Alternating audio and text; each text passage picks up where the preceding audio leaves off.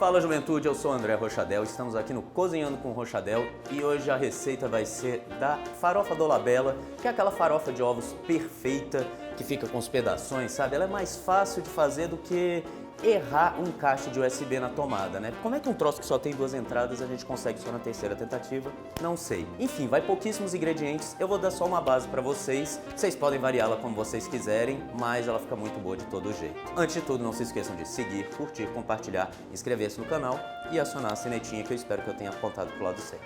Vamos lá?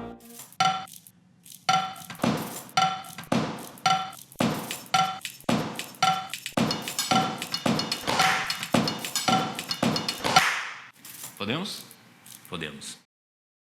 Para farofa, a gente vai precisar de coisas mais ou menos no olho, mas uma boa base de comparação é 4 ovos, umas 2 colheres de manteiga para esses 4 ovos, uma xícara de farinha de rosca, uma base de refogado que você quiser, eu vou usar meia cebola roxa pequena e um dente de alho e, obviamente, sal e pimenta a gosto. Primeiro passo, a gente vai fazer um ovo mexido cremoso. Por que cremoso? Porque ele vai continuar cozinhando um pouquinho depois, porque a gente vai fazer primeiro ele e depois... Vocês vão entender. Então vamos lá. Quebrando os huevos.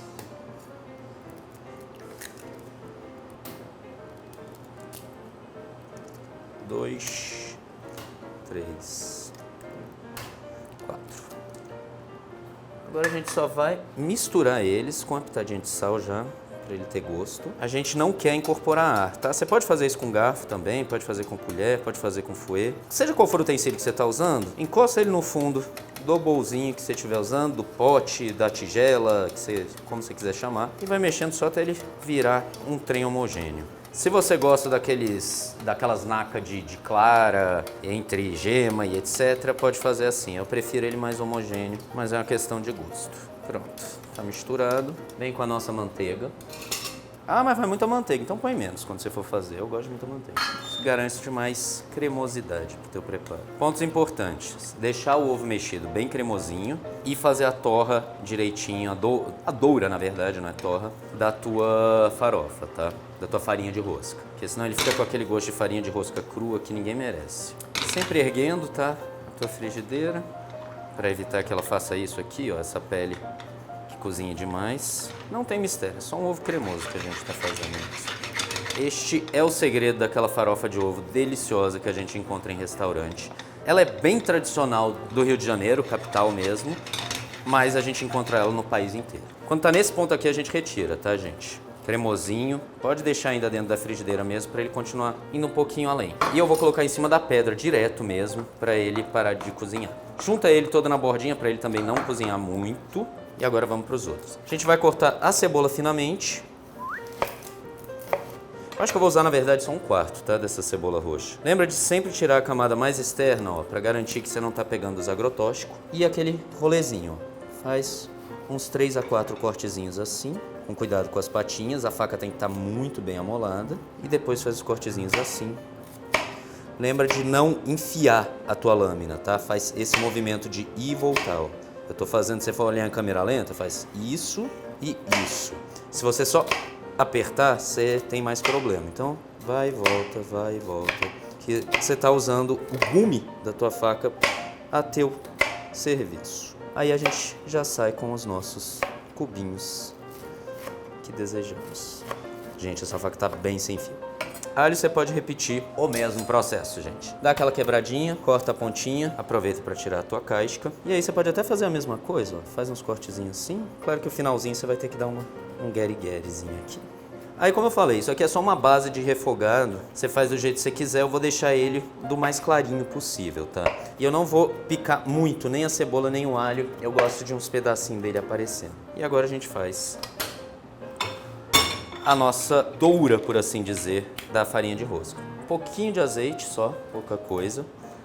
Mantequilha, sem sal, manteiga, esqueci de dizer isso. Se você quiser, na verdade, aqui você pode usar com sal também, mas só tenha cuidado pro sal final do teu processo, tá? Esse fiozinho de azeite que a gente coloca, ele emulsifica com a nossa manteiga e aí aumenta o ponto de queima dela. Ou seja, a manteiga não vai ficar dourada e queimada numa temperatura tão baixa quanto normalmente. Começou a espumar, entra primeiro com alho e fica de olho. Quando parar de subir aquele cheiro de alho forte, é a hora que a gente vai entrar com a cebola para parar a cocção dele.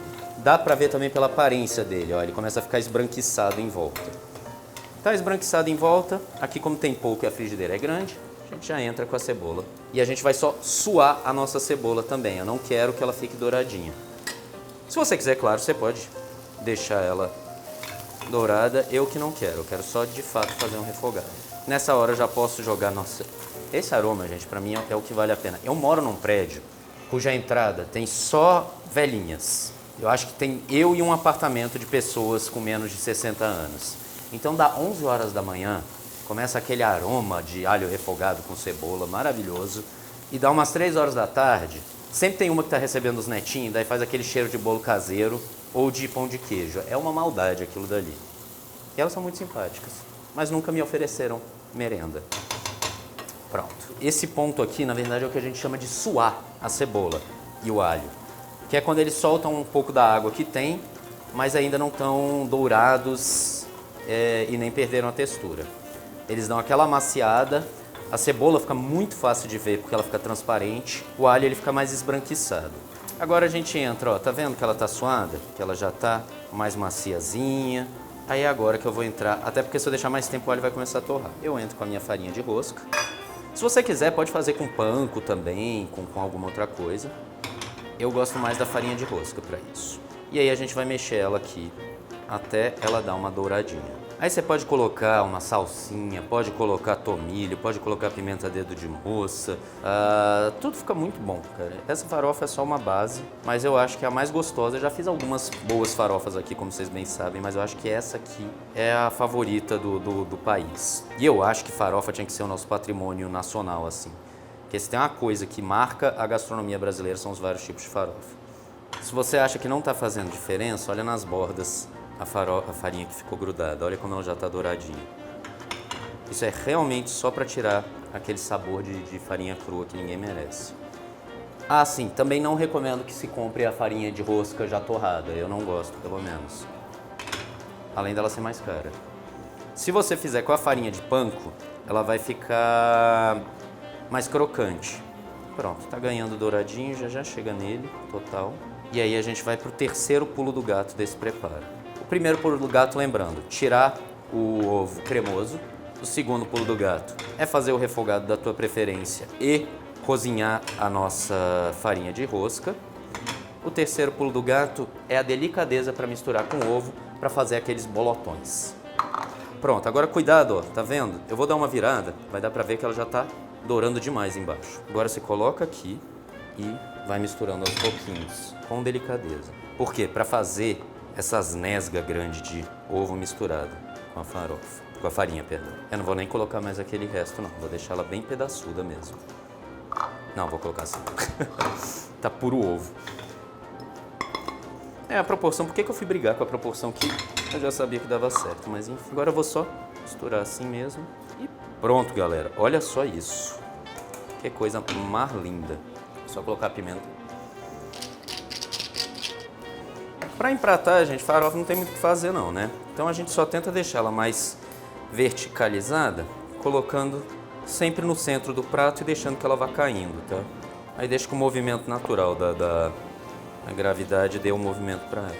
Com bastante pedaço de ovo, um refogadinho bem gostoso e uma farinha de rosca maravilhosa, que pode ser de mandioca também, se vocês gostarem, ou de panko.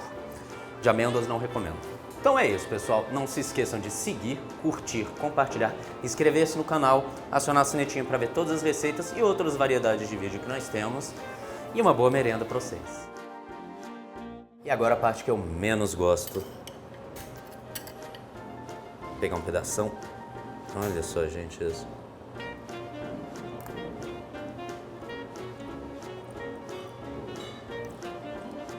Farofa é vida, gente. Não tem nem o que falar. Só preparo.